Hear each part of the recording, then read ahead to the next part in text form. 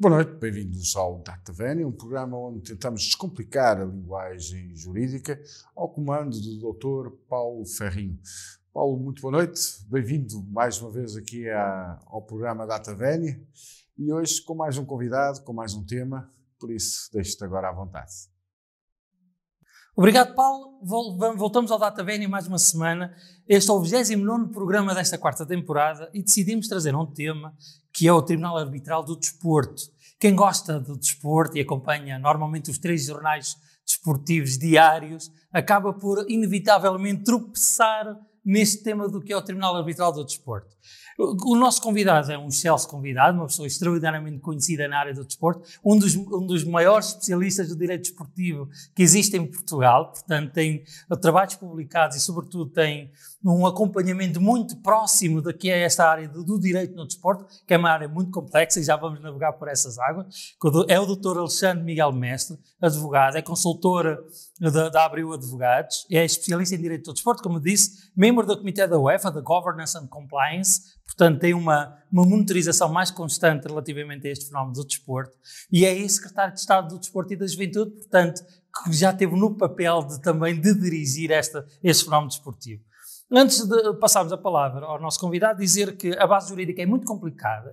O direito ao desporto é uma área muito complexa, muito emaranhada de legislação avulsa. Relativamente à lei do Tribunal Arbitral Desportivo, é a lei 74/2013, 6 de setembro, já teve uma alteração, a lei 33/2014, mas para conseguirmos lidar bem com este fenómeno do Tribunal Arbitral do Desporto, nós temos que saber o que é o artigo 209 da Constituição, dizer que são tribunais arbitrais, o que é a lei da arbitragem voluntária, porque parte deste diploma repete para esta lei da arbitragem voluntária, que é a lei 63/2011, os princípios gerais aplicáveis à mediação, porque existe também na lei do Tribunal do Desporto uma via que é a mediação.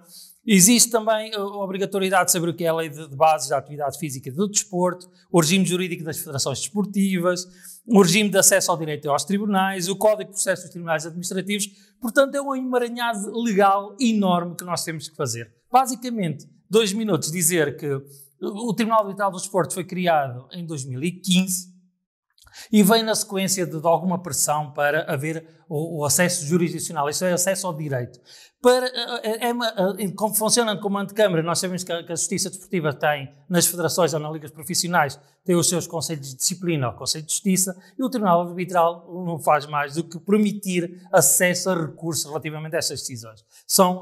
Este organismo, o Conselho de Disciplina e o Conselho de Justiça, não são órgãos jurisdicionais, são justiça apenas das federações ou das ligas, e sim, o Tribunal sim é um órgão jurisdicional, isto é um tribunal efetivamente para cumprir. Relativamente, foi criado por estes princípios, celeridade para os litígios desportivos, impedir o constitucionamento dos tribunais administrativos, assegurar o cumprimento da tutela jurisdicional efetiva, apostar na especialização dos julgadores em domínio do direito cheio de especialidades, que é o direito desportivo. Portanto, basicamente é isso que nós trazemos.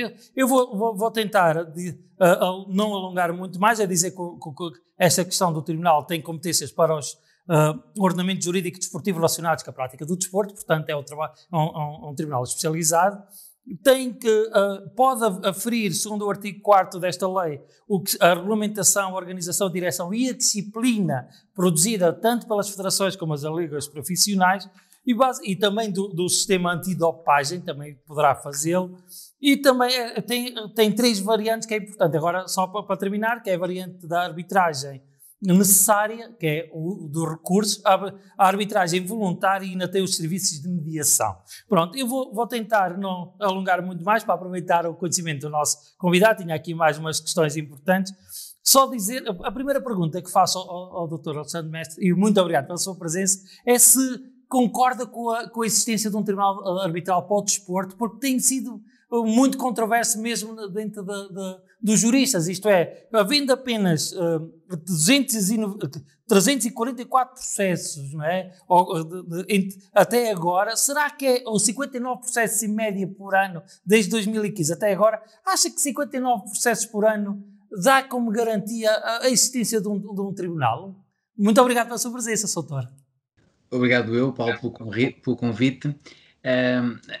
Antes de mais dizer que eu sempre fui um entusiasta da criação de um Tribunal Arbitral do Desporto e integrei inclusivamente uma das comissões que o Comitê Olímpico de Portugal, nos idos de 2007, ainda com o juiz Cardoso da Costa e depois com o falecido professor Miguel Galvão Teles, duas comissões que, enfim, explotaram esta questão e, portanto, sempre fui favorável. Porquê? Porque a justiça desportiva, a justiça para acontecer no desporto tem que ser adequada com as necessidades do desporto. O desporto anda rápido, tem calendários próprios, exige que tenhamos uma justiça atempada, portanto, célere, especializada, tendencialmente mais barata, e, portanto, sempre achei que deveria haver um mecanismo alternativo aos tribunais para resolver os litígios no domínio do desporto, e o Tribunal Arbitral do Desporto poderia ser essa solução. Continuo a achar, portanto, continuo favorável a uma via de justiça privada, vamos chamar assim, embora criada pelo Estado, para resolver os litígios direto e indiretamente relacionados com o desporto. Soutor, esta questão aqui do Conselho, o artigo 10, cria um Conselho de Arbitragem Desportiva, onde estão representadas várias associações, e depois que vão decidir a lista fechada de 40 árbitros, portanto, este tribunal só tem 40 árbitros e são escolhidos por esse núcleo mais reservado, e eu constatei que nesse artigo 10º falta lá a presença de pessoas, de atores importantes no desporto, como atletas, árbitros, agentes desportivos, que eles não têm a oportunidade de escolher os seus árbitros para essa bolsa. Não acha que é uma falha da própria lei, eles não terem essa oportunidade? Bem, haverá sempre alguém que fica de fora no âmbito de quem submete, portanto, propostas, porque, no fundo, a listagem das entidades que podem propor designar árbitros não prejudica depois um processo de entrevista em que há uma entrevista para tentar selecionar esses mesmos árbitros, precisamente para chegar à tal lista dos 40 árbitros, uma lista fechada, e, portanto, é importante quem no fundo designa, é verdade, sempre poderá haver outros critérios, mas para mim mais importante é quem é que é designado, isto é, quem são aqueles 40 árbitros, e também discutir se a lista deve continuar ou não fechada, porque uma das questões que se tem constatado é que muitas vezes há pouca rotatividade de árbitros, são quase sempre indicados o mesmo núcleo de árbitros, muitas vezes indicados... Quase 50% destas ações que são metidas são julgadas sempre pelos mesmos árbitros, não é? Portanto, há mais de metade não trabalha com regularidade, é isso? É verdade, constata-se isso, também se percebe porque a determinada altura as pessoas começam a confiar naqueles árbitros que têm mais experiência, numas situações que são réplicas, e muitas vezes acontecem casos que são precisamente com factos muito semelhantes aos anteriores, se já se sabe que um árbitro teve uma determinada decisão, confia-se que vai ter a mesma decisão novamente e, portanto, volta-se a designar, e isto acaba por ser um círculo vicioso. Poderia haver um outro sistema, por exemplo, um sistema de sorteio, outras vias para não possibilitar que o mesmo árbitro acumulasse a mesma parte várias vezes ou simplesmente não acumular. Há várias formas de pensar nessa revisão, mas neste momento parece-me que também se pode pensar da eventualidade de não ser uma lista fechada, de poder as partes designar algum árbitro que não faça parte daquela lista que ali está. Evidentemente que a lista tem uma vantagem, precisamente porque foi designada por um conjunto de pessoas com ligações ao desporto, ao mundo da justiça, ao mundo da arbitragem, tem essa vantagem, são pessoas claramente com especialização, seja no direito do desporto, seja na arbitragem, ou nas duas. Perde-se com essa hipótese de poder indicar outras pessoas que não estejam nessa lista, mas pode-se ganhar ao nível de maior diversidade de escolha. As partes escolhem, indicam um árbitro em que possam confiar mais do que aqueles 40, não quer dizer que não se possa e deva, pelo contrário, confiar naqueles 40, mas é um modelo que eu acho que pode e deve ser pensado, repensado. Soutor, a questão, assim, sucintamente, como é que consegue dizer aos nossos telespectadores o que é arbitragem necessária, arbitragem voluntária e o que é o pedido de como é que chama? De assistência, de aconselhamento, não é? Da mediação. Quais são as três para que os nossos telespectadores percebam? Que às vezes diz, eu sou obrigado a fazer o recurso para o Tribunal Administrativo e eu não vou para os tribunais judiciais comuns. Porque isso entra na arbitragem necessária. Para os seus telespectadores perceberem estes conceitos. Isso tem muito a ver com a gênese da criação do TAD. Porquê? Porque se constatou que a maior parte dos conflitos que acontecem no desporto têm a ver com sanções disciplinares. e com questões regulamentares. Ora, isso tem a ver com o exercício de poderes públicos. As federações esportivas em Portugal exercem poderes públicos em nome do Estado. O Estado delega nelas poderes originais do Estado, no sentido de que vocês fazem melhor do que eu e, portanto, promovam a disciplina, organizem uma competição, regulamentem uma competição. Ora, essa atividade das federações, ou omissão, leva a que esses atos ou omissões das federações esportivas possam ser sindicados neste tribunal. A arbitragem necessária, como o próprio nome indica, é necessária, no sentido de que, se eu quiser recorrer de uma decisão de um órgão federativo, nomeadamente do Conselho de Disciplina de uma federação, eu necessariamente, ou seja, obrigatoriamente, terei que interpor esse recurso junto do Tribunal Arbitral do Desporto. Não posso ir já, como durante muitos anos era possível, ir para o contencioso administrativo. Tínhamos um processo que era um esgotamento das vias internas. Tínhamos primeira instância Conselho de Disciplina, segunda instância Conselho de Justiça e deste recorria-se para os tribunais administrativos. Até na altura acabou essa via e, portanto, vai-se diretamente do Conselho de Disciplina, de uma qualquer federação desportiva, para o Tribunal Arbitral do Desporto. Essa é uma arbitragem necessária. Necessariamente eu tenho que ir lá. É o grosso dos assuntos que vão parar ao TAD. Porquê? Porque tem a ver precisamente com atos e omissões das federações desportivas, das ligas profissionais quando existam, fundamentalmente isso, e portanto é necessário. Eu recorro, vamos pensar, uma sanção em matéria de doping, uma sanção em matéria de violência associada ao desporto, de corrupção no fenómeno desportivo, vão parar, portanto tudo aquilo que são normas disciplinares, sanções disciplinares aplicadas pelos conselhos de disciplina, vai lá parar tudo necessariamente. De igual modo, em paralelo, temos a arbitragem voluntária, que como o próprio nome indica, que é a essência de facto daquilo que nós identificamos na arbitragem pura e dura, é dizer-se voluntariamente, duas pessoas celebram um contrato, uma pessoa individual e uma pessoa coletiva, duas pessoas individuais, duas pessoas coletivas celebram um contrato e colocam depois uma convenção de arbitragem, um compromisso arbitral em que dizem, se e quando houver um litígio entre nós, no âmbito deste contrato, porque divergimos na interpretação ou na validade do contrato, nós vamos decidir isto onde? No TAD. É adesão voluntária. As partes renunciam à ida para um tribunal comum, renunciam até ao recurso da decisão que venha a ser preferida no âmbito do TAD e dizem, vamos resolver naquele sítio porque é especializado, porque nós queremos. Aí é voluntário. E estamos aí a falar sobretudo naquelas questões mais privadas, um contrato de patrocínio desportivo, em que as partes dizem vamos para o TAD, um contrato de trabalho desportivo vamos para o TAD, direitos de transmissão televisiva, situações em que, na autonomia das partes, elas digam é aquele sítio que nós queremos para decidir o caso. A mediação é uma outra via ainda, também um modo mais informal de resolução de litígios, em que não são os árbitros que vão decidir o caso, nem tampouco o mediador, mas são as partes que, com a intervenção desse mediador, desse facilitador, as próprias partes vão chegar à resolução do caso concreto. A verdade é que até hoje não se conhece um único caso de mediação no TAD.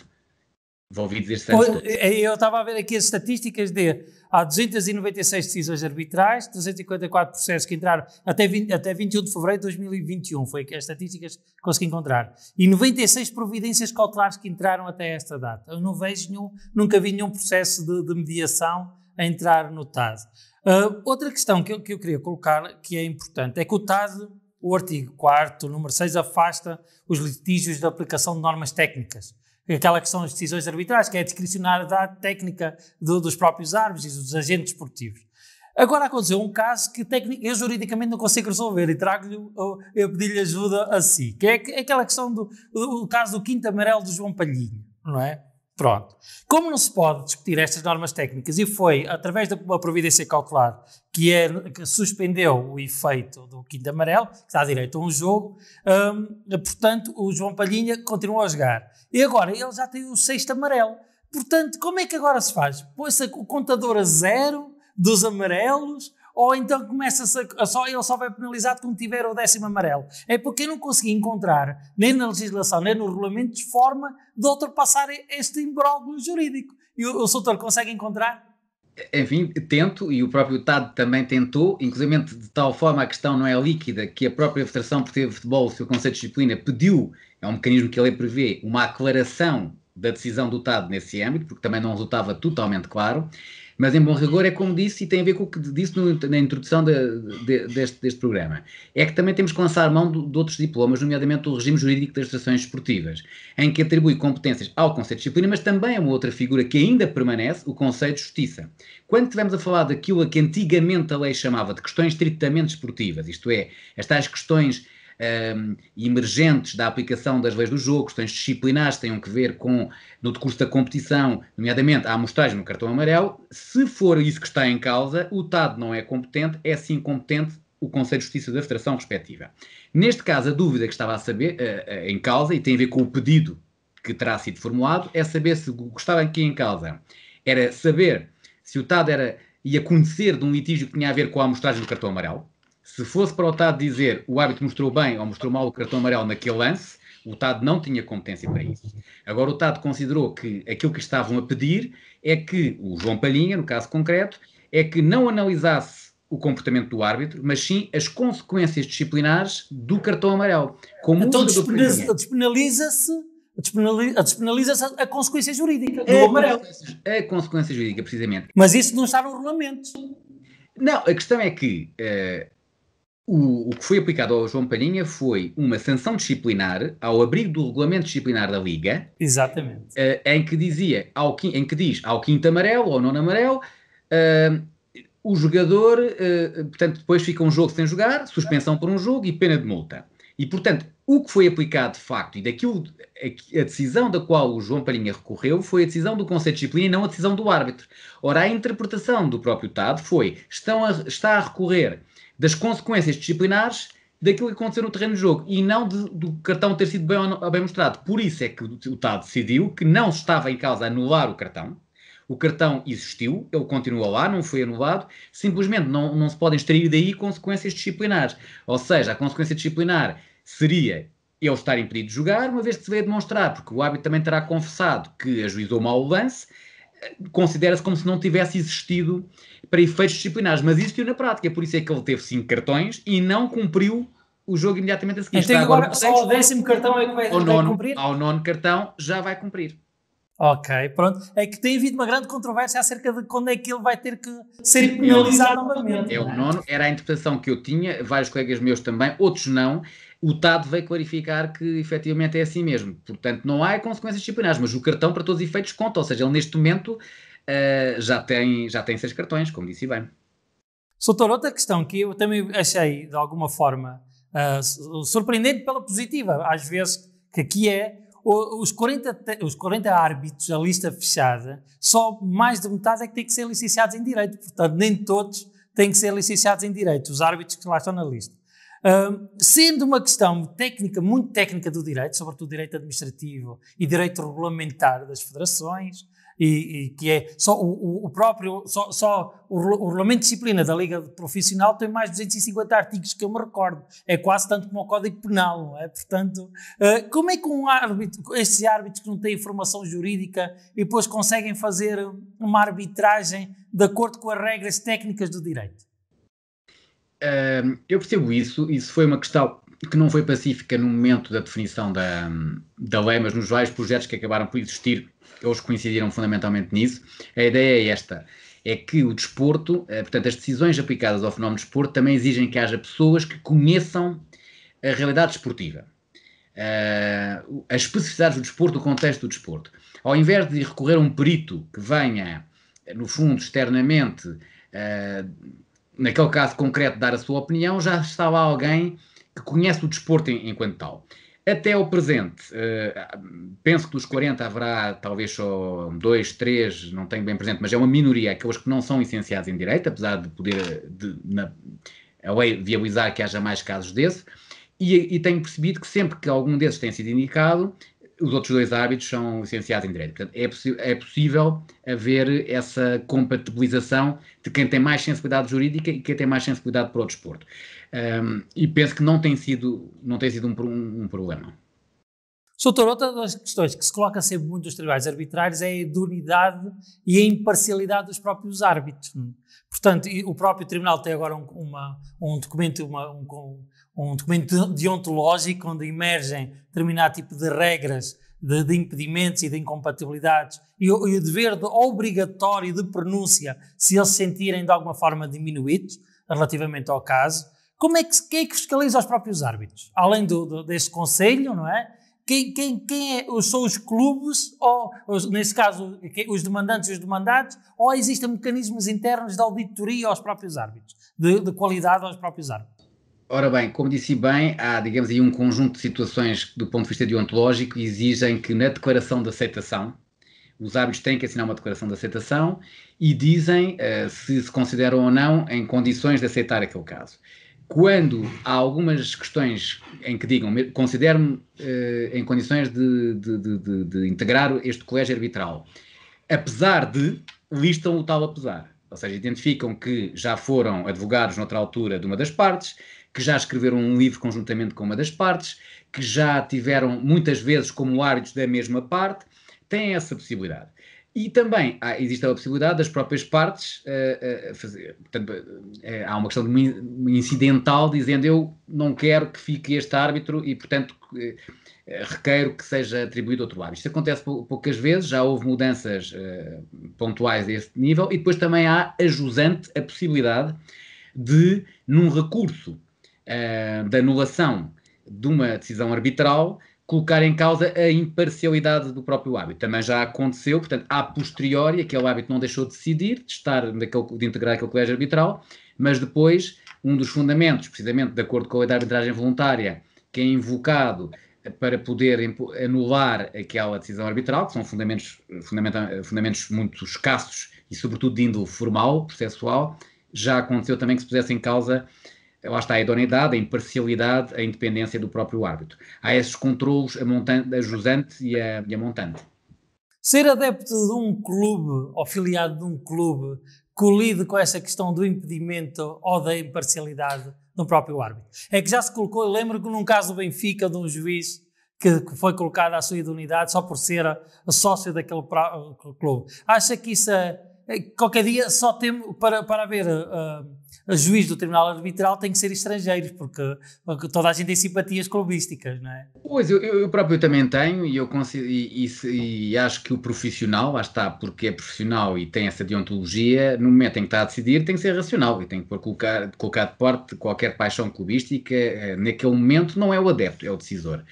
Nesse caso concreto penso que tem que ver com, enfim, a utilização de redes sociais em que se assume publicamente a pertença a um clube. Da minha parte não vejo nada de errado, desde que depois as decisões sejam objetivas e imparciais. E posso dizer que tenho a maior admiração e respeito pela pessoa em concreto, o professor Miguel Lucas Pires, que é um grande jurista e é reconhecido pelos seus pares como isso, e penso que se perdeu um bom árbitro. Eu acho que o facto, aliás, seria estranho que alguém estivesse no Tribunal Arbitral do Desporto sem ter um clube. Significa que não tinha paixão pelo desporto e também não tinha essa identificação com o desporto, que eu acho que é essencial também para um árbitro.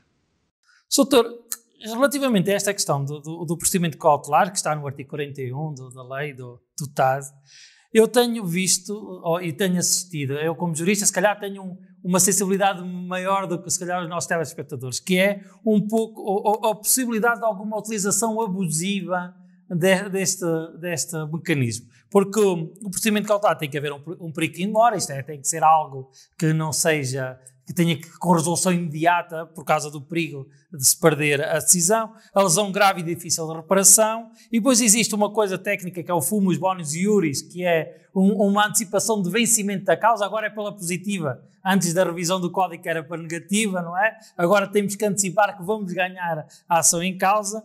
E depois, normalmente, mete-se providências conservatórias, isto é, para não ser, sobretudo no âmbito disciplinar, foi aquilo que aconteceu ao Palhinha.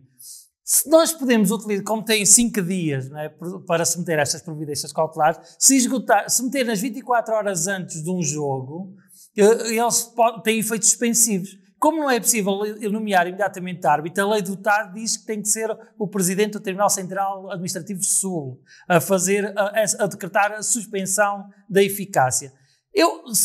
Os bons clubes podem ter, com bons advogados, como o doutor podem utilizar esta escapatória para evitar punições? Ora bem, facto existe essa figura da providência cautelar e, inclusivamente, tem que ser apresentada, digamos assim, ao mesmo tempo que a ação principal. Exato. O que para nós advogados, quando temos um prazo de 10 dias para interpor o recurso da ação principal, significa que também temos esses 10 dias para avançar com a providência cautelar e depois os tais 5 dias é para a decisão enquanto tal. Isso, portanto, é um desafio para os próprios advogados. A verdade é que essa providência cautelar faz sentido existir. Estamos a falar de um tribunal, lá está, como disse no início, é um tribunal na acessão da Constituição e o Tribunal Constitucional já teve a oportunidade também de verificar isso. E, portanto, em termos de garantias, se há, como dizia bem, o preenchimento dos requisitos fundamentais e cumulativos de uma providência cautelar, portanto, uma probabilidade séria de que... de existência de determinado conjunto de direitos e, portanto, se tivéssemos que esperar pela decisão da ação principal, com o calendário do desporto não seria viável. Já era tarde demais. E depois, como dizia muito bem, o perigo mora. Há um receio justificado de haver um grave dano, não é? De difícil reparação. Visto também a questão da proporcionalidade, estão preenchidos os requisitos para que eu possa intentar essa providência cautelar. Mas não é o facto de ela entrar automaticamente que há o decretamento dessa providência. E isso depois leva a que, muitas vezes, o tempo também corra demasiado lento para aquilo que são os intentos. Por isso mesmo, e também porque há um processo prévio, em que a lei do Estado diz, primeiro tem que ser constituído um colégio arbitral, ou seja, a parte indica um árbitro, a outra parte indica o outro árbitro, e as duas chegam de comum acordo ao terceiro árbitro, que vai presidir. Isto demora tempo. Ora, as providências cautelares não se compaginam com isso. É por isso que a lei do Estado abriu a hipótese, que foi explorada precisamente no caso Palhinha e agora mais recentemente o Ruben Amorim também, a possibilidade de, não havendo tempo para a constituição desse colégio arbitral, a possibilidade de quem intenta a ação, mesmo que a ação principal fique ali notada, a providência cautelar ruma ao Tribunal Central Administrativo do Sul, que decide muito rápido, como decidiu nestas duas situações, e, portanto, é possível suspender a eficácia da decisão. E foi possível a Palhinha jogar antes de saber se tinha ou não razão, foi possível ao Ruben Amorim sentar-se no banco antes de saber se tinha ou não razão. É um mecanismo que faz sentido fora do desporto e eu também acho que faz sentido dentro do desporto. Depois, o problema tem a ver com os efeitos desportivos desta questão, Soutor, não é? É porque se depois não for decretada essa providência, se não houver vencimento e depois na ação principal, que entra logo o requerimento, quer dizer, imagino que o Palhinha marcou um golo e ganhou 1-0 do Sporting ao Benfica, com o gol do Palhinha, e depois não há forma de reverter o resultado, mesmo que ele possa, na ação principal, não ter vencimento. Porque os efeitos esportivos consolidaram-se. Pois, vão haver, depende, porque se for uma situação em que diga fica suspenso, se não cumprir agora, há de cumprir mais tarde. O que eu muitas vezes, e adivinho também na sua questão, e que muitas pessoas dizem e bem, é a questão de o timing. Porque o momento em que se vai cumprir, se vier a verificar que efetivamente, apesar de ter sido decretada a providência, não havia provimento, digamos assim, quanto à questão de fundo, à questão do direito, vai ter mesmo que cumprir a sanção. A questão é que quando for ter que cumprir a sanção, pode haver várias situações. Já estamos numa outra época e há regulamentos que permitem... Mas a participação do jogo que ele teve e esse gol que ele marcou, que deu os 3 pontos e que podia ter dado um campeonato, consolidou-se porque na vertente desportiva. Não há forma de reverter. Não, mas isso nunca há, ou seja, a homologação, a partir do momento em que há a homologação de um resultado Exato. ou de uma classificação final, nós não podemos voltar atrás e reverter o que estava no campo. Agora, o que podemos sim é exigir que haja o cumprimento de uma sanção. Quando é que ela vai ser cumprida é que é mais discutível, e eu percebo isso, e há questões que se levantam do ponto de vista da verdade esportiva. Se o regulamento previr que pode cumprir na época seguinte, vai cumprir numa época em que já não está relacionado com o momento da infração. Se não permitir, nunca cumpre. Se porventura já tiver ido para outro país, já não vai cumprir também. Mas isso faz parte das especificidades do desporto e eu acho que em compatibilização com as garantias e com os direitos de defesa, acho que continuo a achar que faz sentido que haja providências cautelares, que podem também ser resolvidas no próprio Estado. O caso do Sérgio Conceição, há dias atrás, foi resolvido através da providência cautelar, já tendo sido constituído o colégio arbitral no seio do próprio Estado. Portanto, às vezes é possível, e aí a justiça funcionou, as coisas são rápidas. Portanto, é necessário que os árbitros tenham mecanismos de serem expedidos para que as coisas... Não teria que haver na lei do Estado algo que fosse mais expedito na nomeação do juiz, aqui independentemente da vontade da jurisdição necessária, isto é, uma bolsa de juiz só fizesse avaliação de providências cautelares para que imediatamente pudesse decidir, porque senão a verdade esportiva pode estar em causa, não é? Correto, claramente, ou então já quando se constitui o colégio já é tarde demais e eu estou de acordo, ou seja, nessa bolsa haver alguns apenas para estas questões, ou inclusivamente haver uma questão de um árbitro único, uma espécie de processos mais urgentes em que se resolvem, como também no caso em Lausanne, de uma forma mais abreviada. Sim, acho que se deve pensar numa forma de encurtar o processo da construção do colégio arbitral, porque às vezes demora de facto mesmo muito tempo. Eu já tive várias providências cautelares, houve de facto uma que se resolveu nos 5 dias, mas depois a maior parte das outras não se resolveram nos 5 dias. Depende muito de cada caso e acho que aqui conviria também repensar, sim. Soutor, 2 perguntas, estamos praticamente a terminar. A primeira é que, como o Soutor faz parte da UEFA, de um mecanismo da UEFA, do Compliance e Governance, que é muito importante na própria UEFA, portanto, é quase o Big Brother, um vigilante da própria UEFA. Como é que a UEFA vê a justiça portuguesa? Qual é a sensação que tem quando vai ao estrangeiro a falar com os seus pares da UEFA? O que é que eles acham da justiça portuguesa? Que está sempre na comunicação social, a justiça desportiva portuguesa, basicamente. Bem, eu confesso que nunca falei, e não leva mal se tivesse falado com eles sobre isso, precisamente uma das questões de compliance implica a confidencialidade, mas lá de senso, vamos ver, a justiça, por exemplo, o TAD é um órgão independente dos tribunais, portanto, das instituições públicas e das instituições privadas e, portanto, tem um mecanismo próprio que foge também às próprias federações. É independente desses organismos esportivos, é independente da administração pública, do governo, de confissões religiosas, etc. Mas é um mecanismo expedito de resolução de litígios, que tem muita polémica, tem, mas também, olha, se houvesse alguma situação que nunca houve, mas, por exemplo, recentemente chegou ao Tribunal Europeu dos Direitos Humanos um caso em que, na justiça arbitral turca, se colocou a questão quanto à independência daquela via arbitral. Se e quando houver esse tipo de questões, é sempre possível também, nem que seja no limite, questionando o acesso a um processo justo e equitativo, de isto chegar no limite ao Tribunal Europeu dos Direitos Humanos. Eu penso que a nossa justiça... Olha, Espanha, vamos ver uma coisa. Espanha também criou um Tribunal Arbitral do Desporto, mas como não teve aquela via de arbitragem necessária...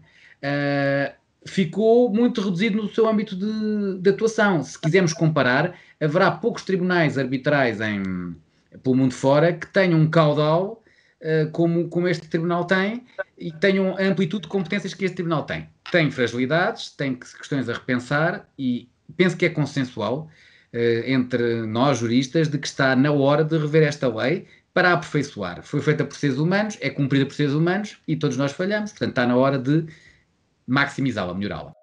Soutor, a última pergunta é a pergunta desconfortável, mas é sempre com enorme simpatia. E a pergunta desconfortável que ele traga aqui é mesmo muito desconfortável, que era retroagi-lo à altura em que foi secretário de Estado do Desporto e da Juventude.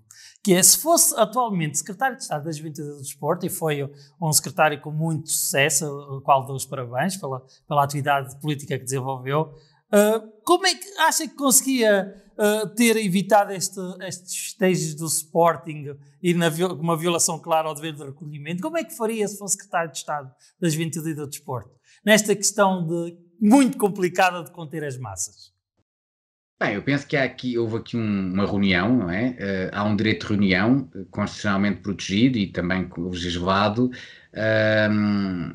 já há muitos anos, desde 74, e portanto, aqui, obviamente que toda a articulação entre quem comunica à Câmara, avisa previamente a Câmara Municipal que vai realizar aquele evento, a própria Câmara Municipal, as forças de segurança, perceber o fim é lícito, que é a celebração de êxitos desportivos, inclusive a própria lei da violência, a última revisão já abrange também a celebração de êxitos, o que torna lícito as pessoas reunirem-se para aquele fim, não há nada de errado nisso.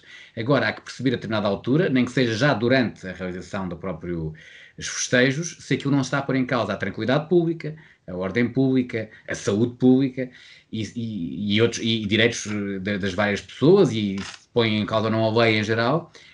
Nessa verificação, as autoridades têm a possibilidade de interromper esse evento. Portanto, uma articulação a montante e uma talvez uma decisão mais musculada a jusante, poderiam ter mitigado esta situação. Mas isso é um caso em que o membro do governo do desporto tem que articular com a administração interna, tem que articular com o próprio promotor do evento, e no Sporting SAD, no caso concreto, portanto, policiamento, todas as entidades, mas não nos esqueçamos também uma coisa à montante, que é este direito de reunião pode acontecer desde que seja lícito. E o objetivo deste direito de reunião foi celebrar um êxito desportivo. E nesse aspecto não se poderia impedir aquela reunião. Não tinha nenhum fim legal. Agora, depois de verificar o estado em que já estava na determinada altura, deveria eventualmente ter-se interrompido.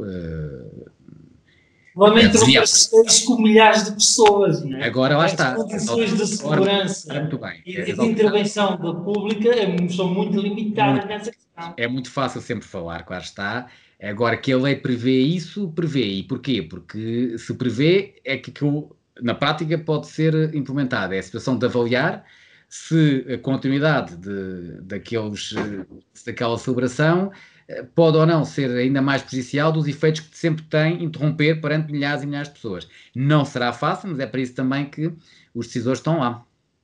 Ok, Sr. Torpe, muito obrigado pela sua presença. Obrigado. Foi um gosto tê-lo aqui. E espero que muita sorte na sua atividade esportiva, não é? Nesta questão de estar num estudo permanente que faz. E agradeço-lhe muito a sua presença no DataVenue. Para mim foi uma honra enorme. Para mim também. Uma honra, tendo em conta também as pessoas que já passaram por este programa e pela qualidade também de serviço público que prestam, de desmistificar um pouco também, de falar mais claro sobre as questões da justiça. Muito obrigado. Passo agora a palavra para ti, Paulo. Muito obrigado. Muito obrigado, Dr. Alexandre Mestre. É um gosto sempre tê-lo aqui no novo canal. Seja sempre bem-vindo aqui ao canal da região. Quanto a ti, Paulo, marcamos encontro na próxima sexta-feira. Desejo-te um bom fim de semana a ti e à tua família e obrigado por mais um programa. Aí em casa já sabe. Pode ver este programa e outros mais e as nossas reportagens em novonoticias.pt. Aqui no Concelho de Paredes, este fim de semana o desconfinamento passa para uma nova fase. Mas mesmo assim, já sabe, proteja-se a si, à sua família e aos seus. Uma boa noite e um bom fim de semana.